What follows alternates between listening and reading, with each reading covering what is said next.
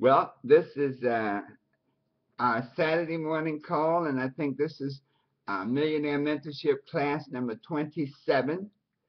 And we are broadcasting this morning from San Antonio, California. Oh, sorry, San Antonio, Texas. Man, where was I thinking about? San Diego, California. And I guess it's because when we started this journey with our company, we actually started in San Diego. The first meeting was in San Diego. Yeah, it's very interesting. It's been about 3.5 years since we started this journey, and San Diego was the beginning. We had about 200 or 300 people there, and Montel Williams was the speaker. And now I tell you, we have 200 or 300 people in weekly meetings. And yesterday was an incredible experience. We had close to 5,000 people in the convention center here, and the company made, just exciting announcements about new products, about new things that we're doing, and we are actually on the forefront of, you might say, the next generation of wealth creators. I like the sound of that, folks. We're at the forefront of the next generation of wealth creators. All right, we have a little noise in the background, and so what I'll do, let me just initially put us on mute.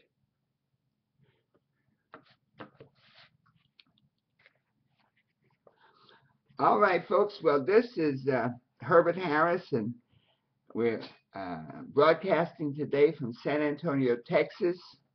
We're starting a new journey, a new year, and as we were sharing with some of the other achievers here, people who want to be more, do more, and have more. My topic for today really, I think, puts a foundation on where we must go and what we must do. Much of our lesson for today is taken from our book, The 12 Universal Laws of Success, which of course all of you have. And if you don't, you should get it. But we're going to talk about what we call relationships for success. One of the key things about success is that you can't do it by yourself. You can't access certain powers, certain knowledge by yourself. In the Bible it says, when two or more are gathered on one accord, I am among them. And I am is the making power. I am is the force, the power to get things done. So the moment you put two or more beings together, a third entity emerges, a force, a power to get things done. And so how do you build these strong relationships on which can be the foundation for your success, for your wealth, for your happiness? Well, number one, my Aunt Lavinia always said, if you want to have friends, be friendly. Number one, make yourself likable. Your power to be liked by others is an invaluable asset to your success journey. To be likable, you must first like yourself. I'm going to say that again. To be likable, you must first like yourself. Then, this positive feeling that you have about yourself is projected to others through your attitude. When people like you, they will do things to help you. They will assist you in accomplishing your goals and realizing your vision. But you must like yourself first. When we talk about harmonic relationships, the harmonic relationship of the second order is self with self.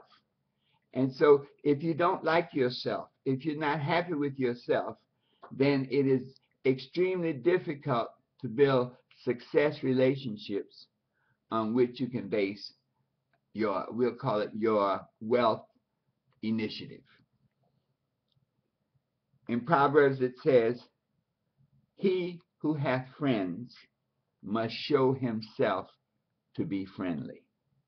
He who hath friends must show himself to be friendly. If you're not friendly, I mean, there are some people that are successful without being friendly. There's some people that you might say are real hard nosed. But I'll tell you, I think 99% of the time they're going to reach a ceiling beyond which they cannot grow because they're not operating in accord with. Well, you always operate in accord with spiritual principles. But if you don't surround yourself with people who support you, you won't get that extra burst, that I am power to help you get things done. Second thing that you must do to create success relationships, always remember people's names. There's no sound more pleasant than the sound of your own name. When you remember people's names, they like it. It makes them feel that you think they're special. It makes them feel that you care about them. You know, one of the interesting things about choosing names, picking names, especially for our kids, is when you have names that are hard to pronounce, people are reluctant to pronounce them. We did a study once in school that when kids had names that were, sort of outside of your normal Bob, Robert, John, etc., that when you had that, you found that there was a tendency for teachers, for example, to not call on the students. If, let's just say, that first year, that first class, it was clear that the teacher couldn't pronounce the student's name, and then even more so that when the teacher did pronounce the name, okay, he pronounced it wrong, and the kid got upset. And so, just an aside, people's names are important, and when you remember them, it gives you a special relationship with them. Number 3,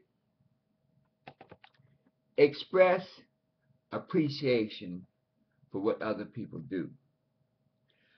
When you show appreciation for what others do, you give value to and you validate their efforts. Some people, they have a habit of kind of writing folks off, just not responding and not acknowledging the work of others. It almost diminishes the other person. And this is one of those silent killers to relationships. When people don't feel appreciated, they may not act on it, proceed on it in a present, active fashion, but it's there eating on them like a cancer, and at some point it will come out. Number 4, be lavish in your praise. Praise expresses your approval of what others do. It uplifts them and inspires them to do even more. Praise is one of the most powerful tools to create motivation, to create action, to create response from others, especially with children. When we praise our children, they feel good about it. When we're building a team, when we're creating relationships for success in our business, praise is one of your most powerful tools because, one, it makes a person feel good inside, but also, two, it makes them feel that you appreciate and acknowledge what they've done. Number 5, way to create success relationships. Listen intently to other people's words. I'll say that again. Listen intently to other people's words, comprehending, understanding, and reacting to them. Communication is too often the practice of two people each waiting for the other person to stop talking so that they can start talking again. Very few people really listen to the other person. They are too busy thinking about what they're going to say next. How you listen is more important than what you say. Let me say that again. How you listen is more important than what you say. When you listen with praise and appreciation in your consciousness, people feel it, they acknowledge it, and they respond. When you listen, you create a harmonic relationship with the person you're listening to, and out of that relationship can grow positive things or negative things. Sometimes you have people who interrupt folks a lot. A person will start saying something, and before they can get it out, the person said something. What have you did? What has happened there? The first thing you know is that the person who interrupted wasn't listening. Okay? The second, and this is what the person who was interrupted feels, okay, that they were not acknowledged, almost that they were disrespected, and in many instances that the listener who interrupted didn't really care what they were saying. Listen to the other person's whole story first before you formulate your response. People love to be listened to.